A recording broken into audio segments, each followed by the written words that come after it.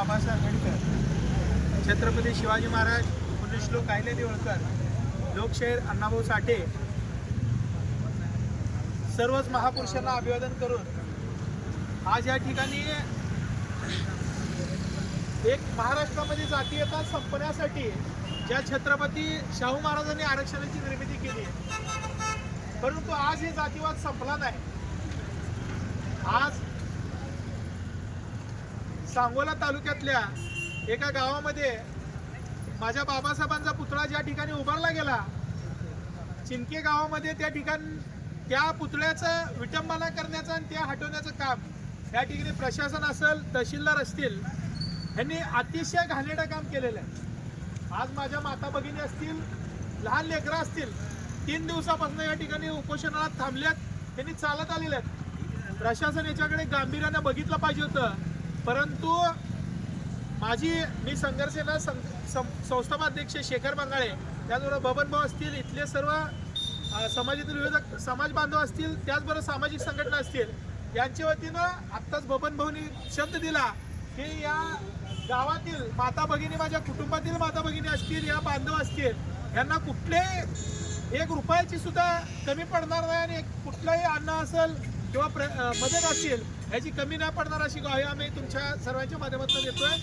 आणि बाबासाहेबांचा पुतळा या ठिकाणी बसावा यासाठी विचार करा तुम्ही. नामांतरासाठी पण आपल्याला एवढा मोठा संघर्ष करावा लागला आहे.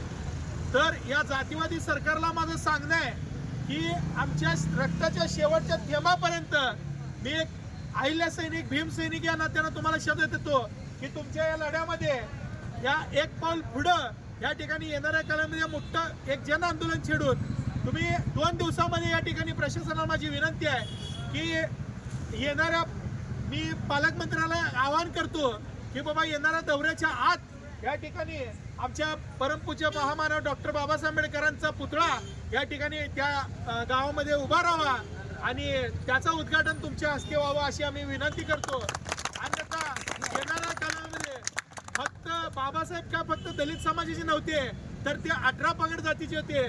बाबासाहेबांचे उपकार खऱ्या अर्थानं आज आपण उपोषण करतोय, परंतु माझ्या कातडीचं जरी जोडा बाबासाहेबांना घातलं तरी पण ते सुद्धा कमी आहे. त्या महामानवाला आज या ठिकाणी आपल्या त्या पुतळ्या बाबासाहेबांच्या संघर्ष आपण जो लढा आहे भीमटोला या सरकारच्या विरोधामध्ये आपण दाखवू आणि आपल्या बाबासाहेबांचा पुतळा या भव्य असा बाबासाहेबांचं स्मारक या गावामध्ये आपण उभा राहावं आणि वाजत गावाजत आपण या ठिकाणी ते एवढंच विनंती करतो.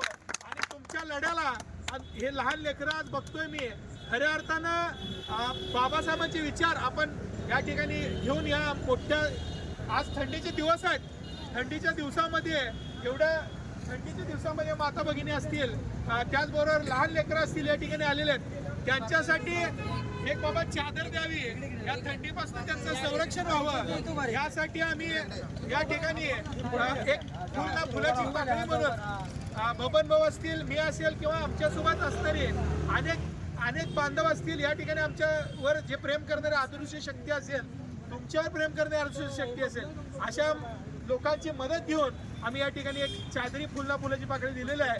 परंतु येणाऱ्या काळामध्ये या ठिकाणी तुम्हाला मी शब्द देतो की फक्त आम्ही मदत न करता या ठिकाणी तुमच्या आंदोलनामध्ये या ठिकाणी रक्ताचा शेवटच्या थेंबापर्यंत आम्ही सर्व भीम सैनिक या निळ्या निशाणाखाली आम्ही एक होऊन या सरकारला जाब विचारायची आम्ही शांत बसणार नाही.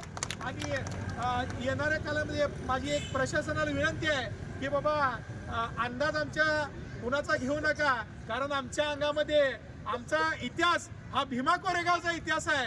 500 महाराष्ट्रातील लोकांना टाकले आणि आता तर आम्ही करोडो आहेत. तर तुम्हाला तुमच्यासमोर पळताभुई थोडी होईल. कुठल्याही जातीयत तेढ निर्माण करण्याचा प्रयत्न कोणीही करू नये. आणि या लहान लेकरांना आज स्वतंत्र भारतामध्ये उपोषण करण्याची वेळ आली आणि ती वेळ या प्रशासनाने आणली, त्याचा आम्ही जाहीर निषेध करतो. आणि येणाऱ्या काळामध्ये 2 दिवसामध्ये या ठिकाणी स्मारक उभा राहावा अशी विनंती करतो. जय हिंद, जय महाराष्ट्र. डॉक्टर बाबासाहेब आंबेडकरांचा